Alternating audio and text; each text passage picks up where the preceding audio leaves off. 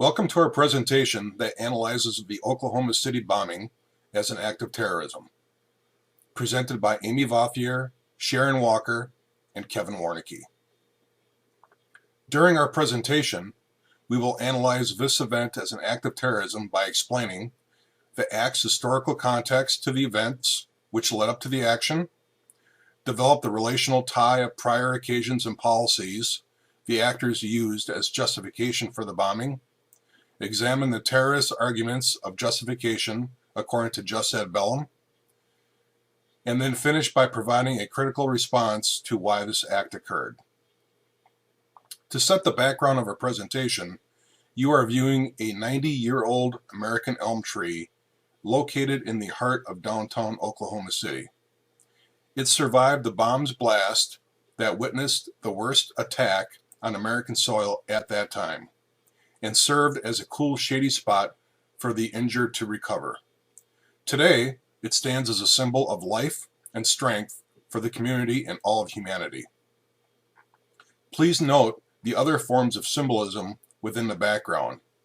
The church on the left is a symbol of Christian faithfulness, and the monument with the numbers 903 engraved in the background of the tree trunk represents life after the bombing.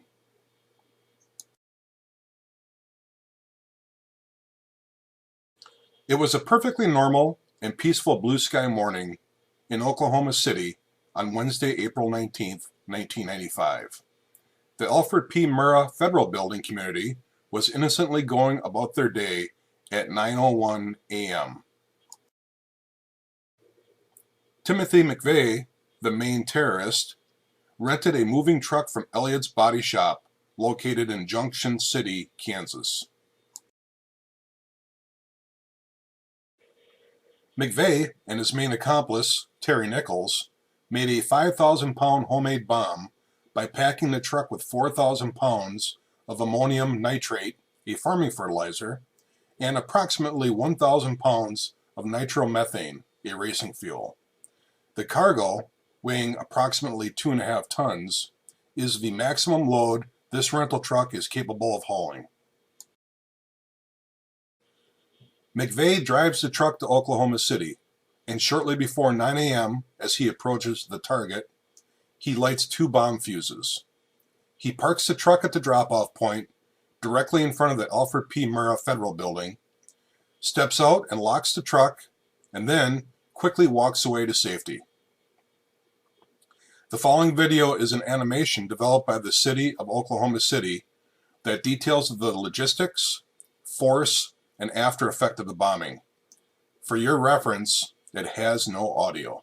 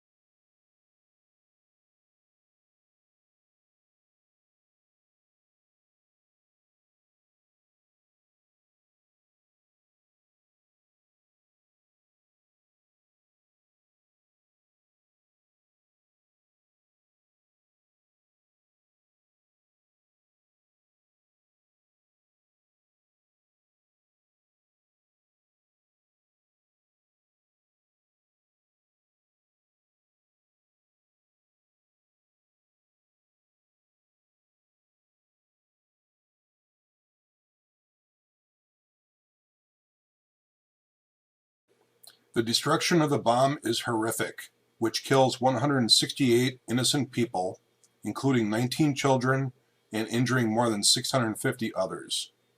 The FBI determined the act as homegrown terrorism. When we think about the Oklahoma City bombing, we may think of the name Timothy McVeigh. However, there were actually 4 individuals who were responsible in some manner for the bombing. The other 3 were Terry Nichols, Michael Fortier, and Lori Fortier. Timothy James McVeigh was born April 23, 1968, in Lockport, New York, to a blue-collar family.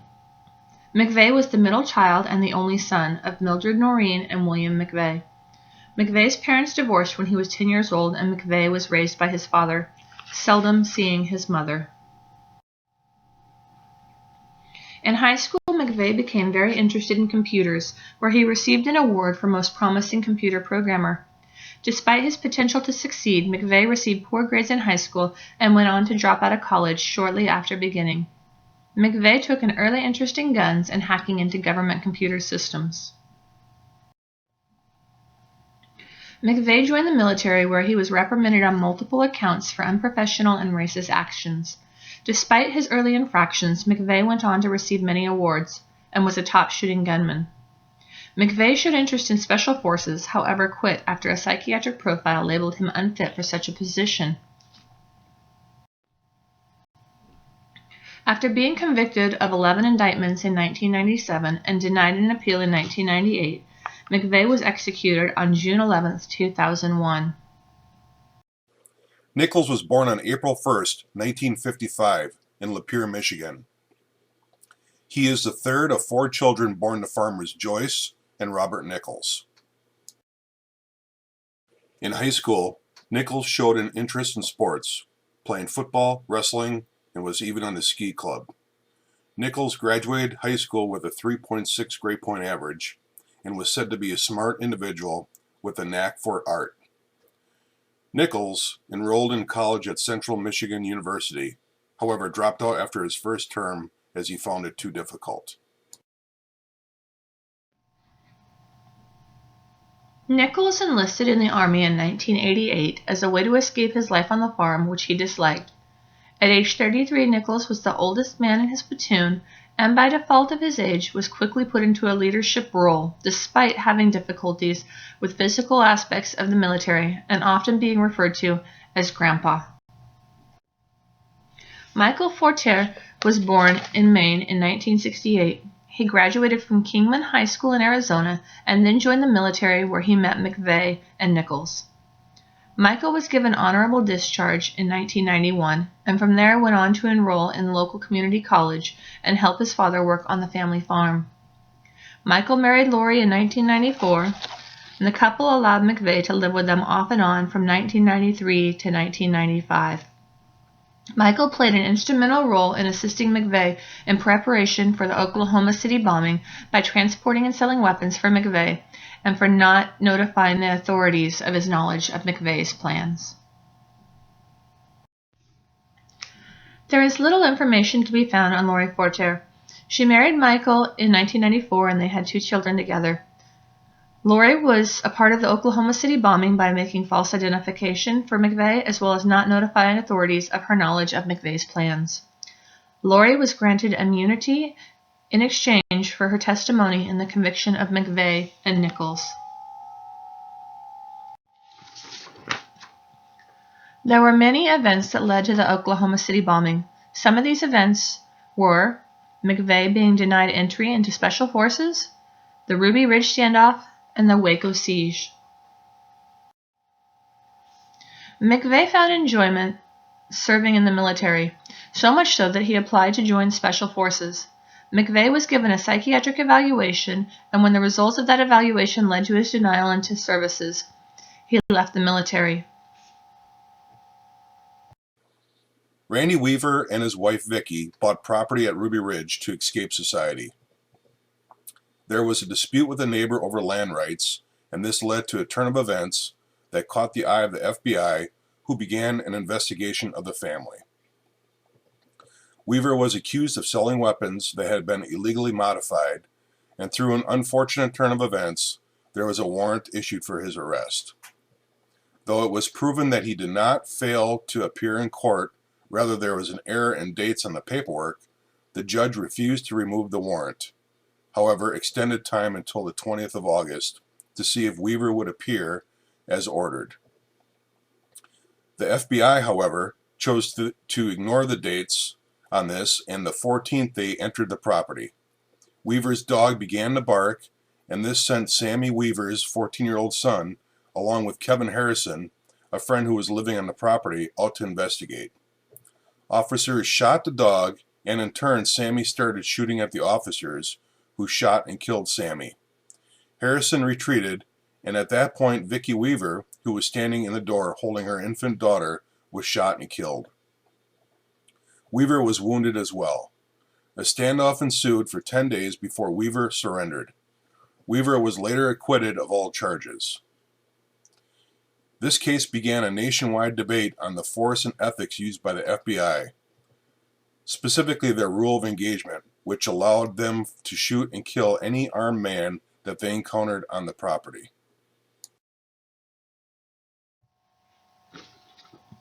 The Waco siege of 1993 happened during a turn of events between David Koresh, the leader of the Branch Davidians, and a variety of law enforcement agencies. This siege began when the group was suspected of stockpiling a mass quantity of weapons. At this time, the Bureau of Alcohol, Tobacco, Firearms, and Explosives gained a search warrant and attempted to raid the compound the Davidians resided on.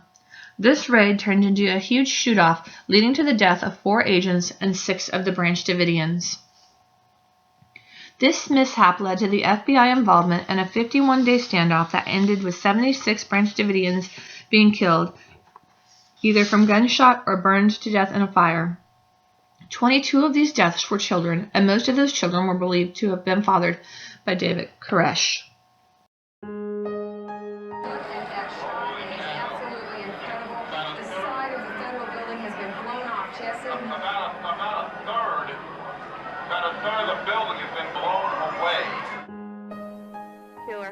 Quickly, CNN joins affiliate in Oklahoma City, KFOR, to bring you the latest that they're having live updates on this explosion that's happened at the federal court building in downtown Oklahoma City. We are a block from where the blast occurred, and they are just treating people here on the side of the road about a block away. We have heard reports that there is a daycare center in that building. We're looking at video of some of the victims. We understand now that we are seeing some pictures of the arrival of some of the children who were in the daycare center located in that building. The people that I talked to say they survived by diving underneath their desks. When you see pictures of what is left of the federal building, it's hard to believe anybody is walking away from this explosion today. It sounded like just one big boom, really loud. Then there was so much noise from everything falling in, though, you couldn't hear anything else.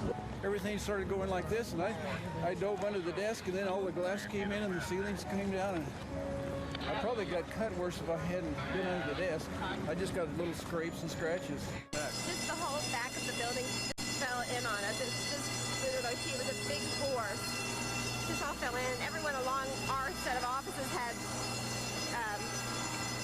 back injuries, head injuries, neck, bleeding, glass. The bombing in Oklahoma City was an attack on innocent children and defenseless citizens.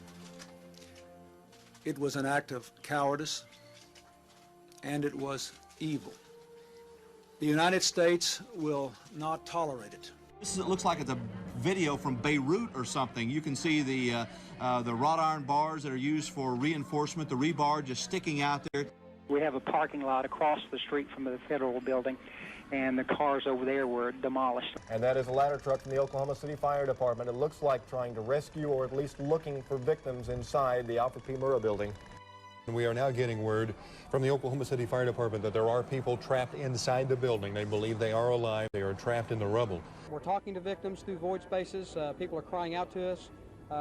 We're reassuring them the best we can. We're able to reach through cracks and hold people's hands and reassure them as best we can, but getting to them is going to take a long time. The debris is gone and the building is no more. Now this is a place of peace and remembrance and life.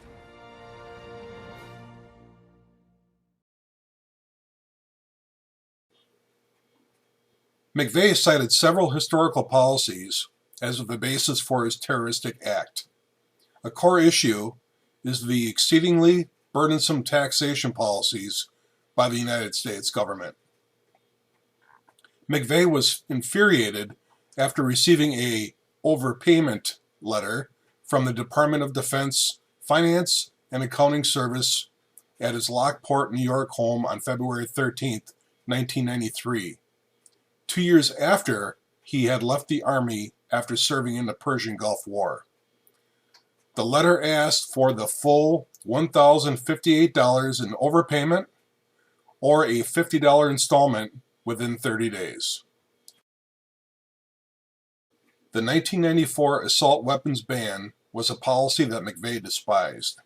He loved guns and believed they were like screwdriver tools, where everybody needs a variety, with 5 being essential: a semi-automatic for defending against large mobs, a shotgun for waterfowl, a bolt action for sniping or large game, a .22 to hone skills and shoot small game, and a pistol for close self-defense.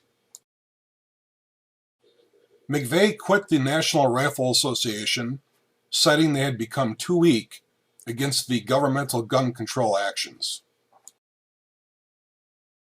McVeigh's views on U.S. foreign policy and conspiracies involving the United Nations socialist influences escalated his anger. In March 1992, he wrote a letter to the Lockport Union Sun stating, and I quote, "America is in decline. Do we have to shed blood to reform the current system?" On April 26, 2001, McVeigh writes a letter to Rita Cosby, a Fox News correspondent, detailing his reasons to act on the Mira Federal Building in Oklahoma City.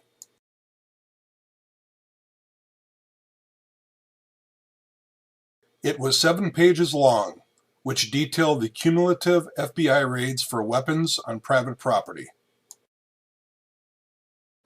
the formation of the Federal Bureau of Investigation's Hostage Rescue Team, which is a non-defense department counterterrorism tactical resource. He cited the strike as a sound military strategy by proactively taking the fight to the enemy before the enemy takes the fight to McVeigh. The enemy he references is our U.S. government. Ultimately, it was a message to the highest heads in government,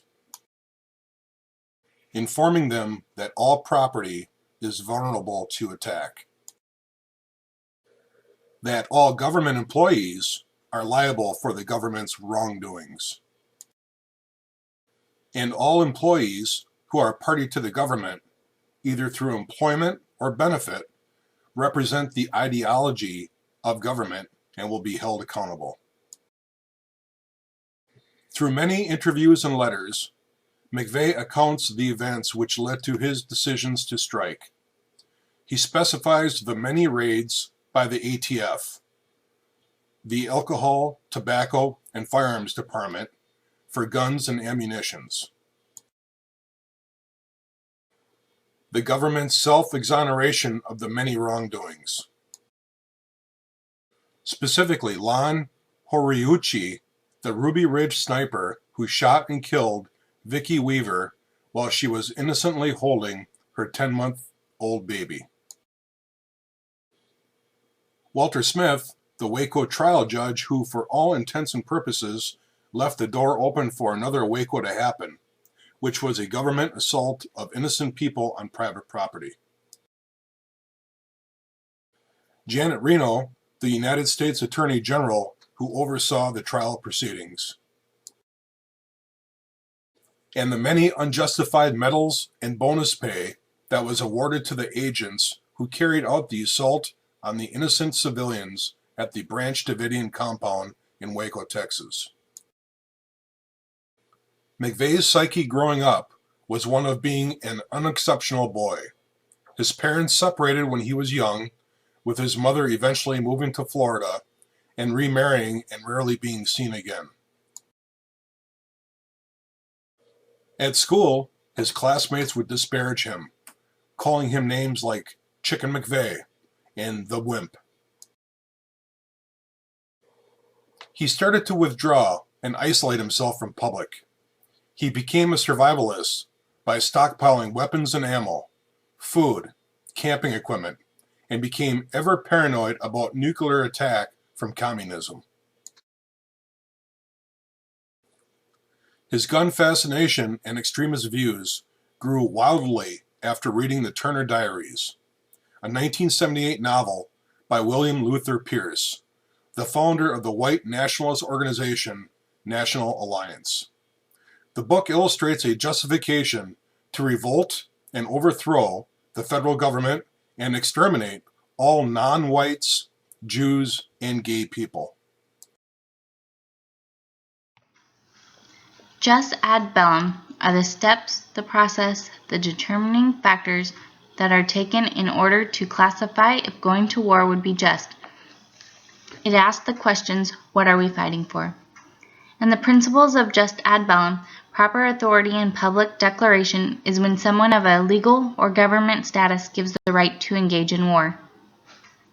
Just cause and right intention is when war is meant to protect the innocent and keep the peace. It is to fight for something worth fighting for, like freedom.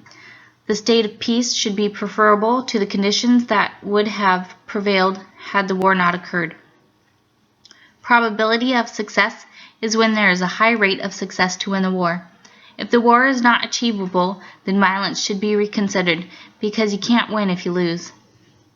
Proportionality is a general principle in law that has a certain criteria of fairness and justice. In war, violence used in the war must be proportional to the attack suffered, for example, an eye for an eye. Last resort is when all nonviolent options must first be exhausted before the use of force can be justified. McVeigh had an obsession with weapons, a form of power, which was an overcompensation for deep-rooted feelings of inadequacy.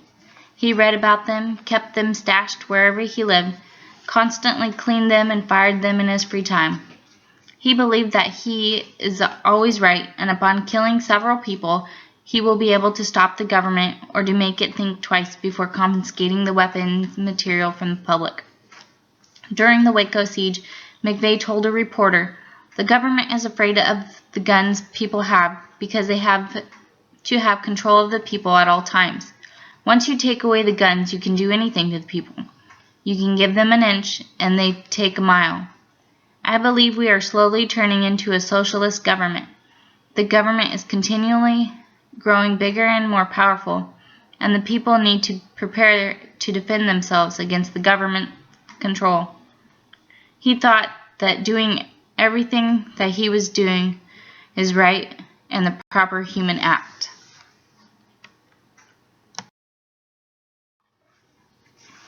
Ultimately, Timothy McVeigh's actions were wrong, and he shouldn't have parked a van combined with ammonia nitrate fertilizer combined with fuel oil in front of the Alfred P. Murray Federal Building, killing innocent men, women, and children. Timothy McVeigh showed no rules in his reasoning for violence. He did it to retaliate, because he thought it was the right thing to do. McVeigh thought that his terrible act would serve as a call to arms for Americans with similar politics. But he was wrong. He ended up receiving the title of the most hated man in America.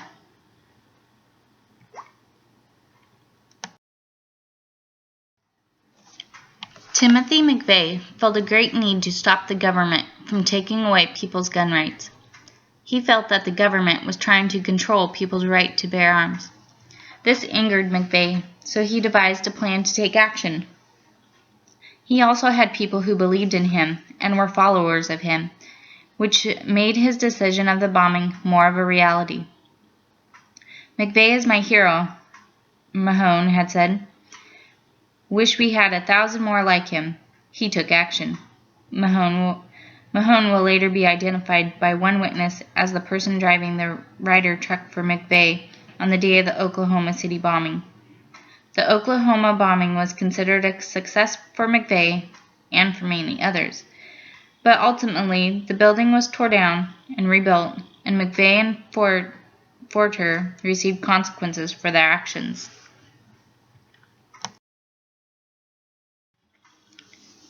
The principle of proportionality is not even close to being equal.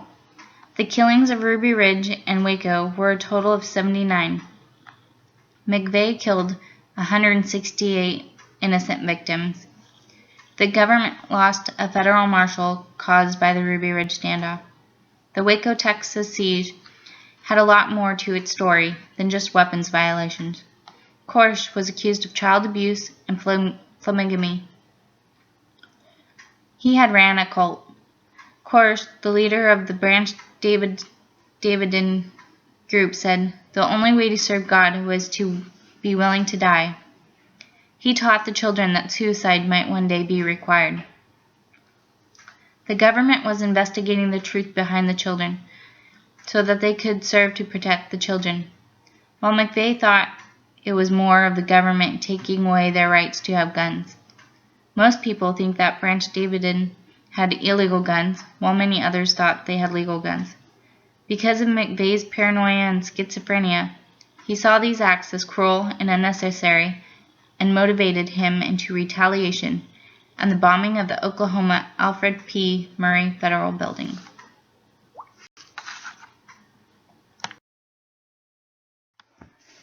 While Timothy was stationed in the Army, he went through many ordeals, and it changed him. He went to the war in Iraq and killed an Iraqi soldier, a man who didn't want to fight but had to. It was something that had left a mark on Timothy McVeigh, a feeling that would change him. It led to his paranoia that the government was doing actions that were unjust and killing people and taking control of them. McVeigh snuck into Area 51 at one point to confirm conspiracy theories that it was really the government trying to hide stuff from the American people. McVeigh didn't show any signs of a last resort. He had a psychological disorder where he seemed to be out of his mind when killing and hurting people. War was a release for him, but he thought so negative about the government that he withdrew from the Army. Shortly after his withdrawal, he started his plot against the government, who he thought was controlling and secretive, and thought that he was ultimately their next target after the Waco incident. Timothy McVeigh didn't try to talk out his problems with the government officials. He didn't use a last resort plan. He just took action into his own hands. Timothy McVeigh stated in an interview, "I didn't define the rules of engagement in this conflict. The rules, if not written down, are defined by the aggressor. It was brutal. No holds barred. Women and kids were killed at Waco and Ruby Ridge. You put back in the government's faces exactly what they're giving out." Chilling words from Oklahoma City bomber Timothy McVeigh. You're about to hear them for the first time. The confession was recorded by reporter Dan Urbeck, who wrote a book about it. I talked to him today about those tapes, and it's new tonight. Days away from the 15th anniversary of the Oklahoma City bombing, and tonight we are hearing from Timothy McVeigh himself. And it was at that point when I was fully intent in my life that I was going to live outside of the law. That's McVeigh talking about his life. Dan Urbeck co-authored a book after making these tapes with McVeigh. In fact, he did make many bizarre statements, but he was also very articulate, very, very intelligent, and surprisingly likable for someone who did such a horrible thing. Urbeck says McVeigh's hatred of the government may have had early roots. When he was a little kid, like many little kids, he was picked on by bullies, and he started to look at the U.S. government as the biggest bully in the world. He says McVeigh felt that way about Waco. It burned into my memory. I'm emotional right now as I talk about it. You know, I felt absolute rage. With Oklahoma City being a counterattack, I was only fighting by the rules of engagement that were introduced by the aggressor. Waco started this war. Hopefully Oklahoma would end it. Urbeck says he picked Oklahoma City for a reason. The Murrah building was a very stately-looking building, and that it was out there in the open. It could easily be seen, and he felt that it would make a very striking visual. So it's sad to say that even terrorists think about photo possibilities. Dennis Mahone, the head of the Oklahoma cell of the White Aryan Resistance, will tell federal officials about McVeigh and what he said. Timothy McVeigh stated, "What comes around goes around. If they keep doing this terrorism on our people, terrorism's going to happen to them." There are many reasons why McVeigh carried through on the attack on the federal building that took so many innocent lives. For McVeigh, there seemed to be a long history of instability that started as a young child and carried on as he grew up. McVeigh was very passionate about human rights, but misguided on how to stand up for those rights. He clung to events like Ruby Ridge and the Waco siege and let them lead him as he planned for a way to get back at the very government who he felt were the real terrorists who took the lives of those such events. Did McVeigh stop to think of the innocent lives he would also take when carrying on such a plan? This is difficult to know. Maybe it was part of his plan. Maybe it was the detail he neglected to consider. We will never truly know what he was thinking when he committed such a violent act. Timothy McVeigh got stopped by an officer for having a missing license plate. McVeigh had a concealed weapon and was arrested. It was just 90 minutes after the bombing. He was in jail and waiting sentencing on gun charges. 2 days after the bombing, McVeigh was taken into federal custody, and Nichols turned himself into authorities. The two were indicted in August 1995, and the Attorney General Janet Reno stated that the government would seek the death penalty against both. It took the jury 3 days to reach a unanimous guilty verdict in the case of Timothy McVeigh, and he was sentenced to death on June 13, 1997.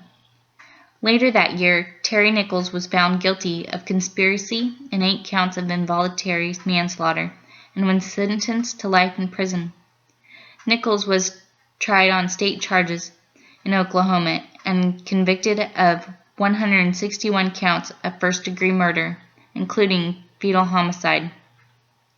He received 161 consecutive life terms in prison. On June 11, 2001, McVeigh became the first federal prisoner to be executed by lethal injection since 1963. McVeigh stated that his only regret was not completely leveling the federal building. Over 300 buildings were affected by the blast, 25 of which were listed as Historical Register of Historic Places. 75% of the bombing's damage was to people and because of the failure of architectural glass. In July 1995, within weeks of the bombing, Congress voted to allocate $40 million for a new building to replace the Murrah building. Over the next 5 years, the city worked hard to rebuild what was broken. McVeigh and Forder's actions just made our nation stronger. It brought people together to rebuild their town, and at the new site where the Murrah building once stood is now a memorial and museum, which in between the memorial and the museum stands the survivor tree, which survived the blast of subsequent fires and symbolizes the notion that good will always triumph over evil. In the words of former President Bill Clinton, "You will overcome this moment of grief and horror. You will rebuild, and we will be with you until the work is done."